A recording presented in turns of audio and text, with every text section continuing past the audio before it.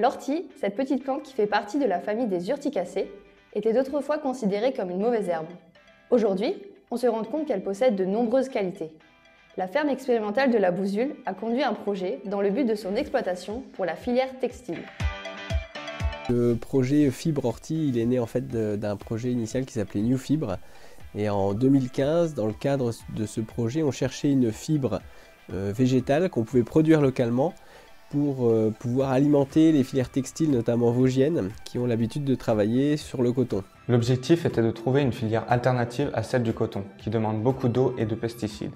La fibre d'ortie possède toutes les caractéristiques intéressantes du coton: résistance, élasticité, diamètre et longueur. À la genèse du projet en 2015, en fait, on a créé un partenariat avec le lycée horticole de Roville-aux-Chênes pour la production de plants. Ça demande une grande technicité et aujourd'hui personne n'est en mesure d'approvisionner en plants à part le lycée de Roville-aux-Chênes.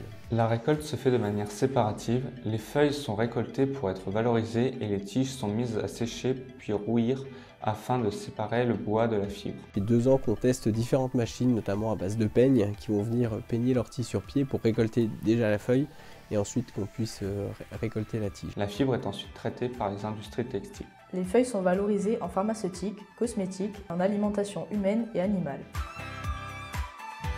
Les orties possèdent de nombreuses qualités. Ce sont des plantes très riches en antioxydants et en vitamines.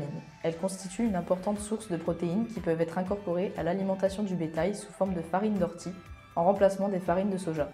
Aujourd'hui, les orties de Roville-aux-Chênes sont exportées en France et dans le monde entier. Les exemples de valorisation sont nombreux et de nombreuses pistes sont à explorer afin de recréer ces filières nationales longtemps oubliées.